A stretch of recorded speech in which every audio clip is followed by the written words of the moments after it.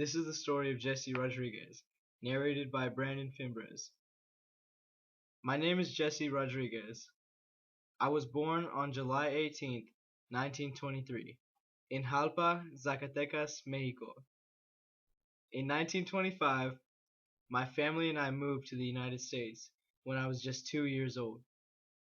We went from Arizona to California, where we finally settled in Fresno. My father worked on the Southern Pacific Railroad.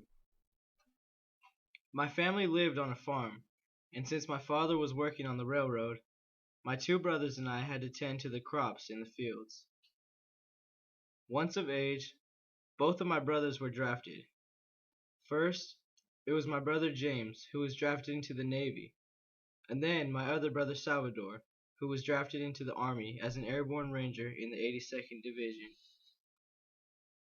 Then I was drafted into the Army for the Korean War at the age of 28 in 1951. I stayed at the camp called 8069th AU, which was stationed in Busan, South Korea. The first couple of weeks at camp, all we did was train. But my first day out on the front lines was like something I had not expected. We had tanks driving ahead of us because they had special chains that set off anti-personnel landmines. So as we were walking, out of nowhere, the tank that drove in front of us suddenly started setting off landmines. Then, a grenade landed just a couple of feet away from me, so I only had seconds to react. I threw the grenade back and it went off mid-air. Luckily, I was completely unharmed, except for a piece of shrapnel that got stuck into my upper lip. We were under attack. Shots started firing every single way, so we took cover in the trenches.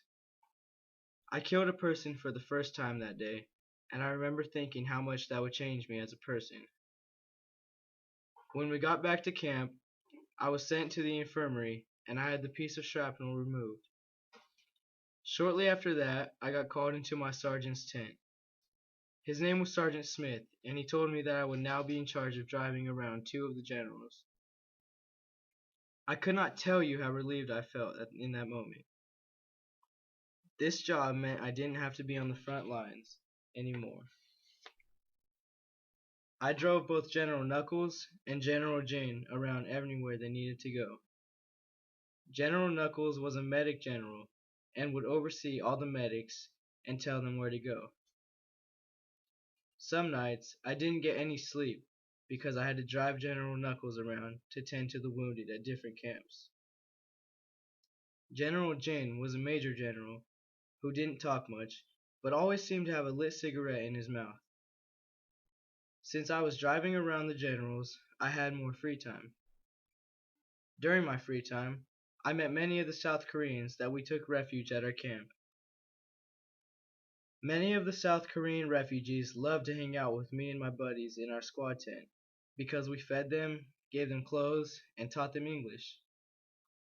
One of the Koreans in particular, I got along with the best. We didn't know his name, so we called him Kim Shi.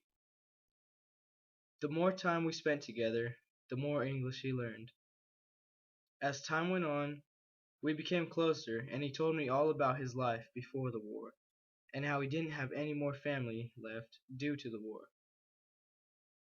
Hearing Kim Shi's stories and what he went through really made me believe I was fighting for a good cause, even if it meant killing another man. Eventually, after being in the war for a year and a half, some of us were sent to Japan to get some new clothes. I boarded this huge ship with thousands of other soldiers also going to Japan. We left from Busan, and the ride to Japan took no time at all. From there, we went to the island of Kyushu. On the ride back to Korea, people started to throw up. This was due to a bad case of seasickness. As more and more people started to throw up, it caused other people to throw up. People started to throw salt on the ground so people wouldn't slip in the mess. When we all got back to Korea, I continued my job of driving the generals around. When my time in the war was nearly over, my sergeant told me that they wanted to deploy me for 3 more years, and then after that I would be a general. I thought about it, but I eventually told him that the military lifestyle was just not for me. I couldn't kill any more men. I returned home from the war in 1953. I thought about how lucky I was to return home safe to my family. The war definitely changed me as a person. Life is much more valuable to me now than it was before I was involved in the war.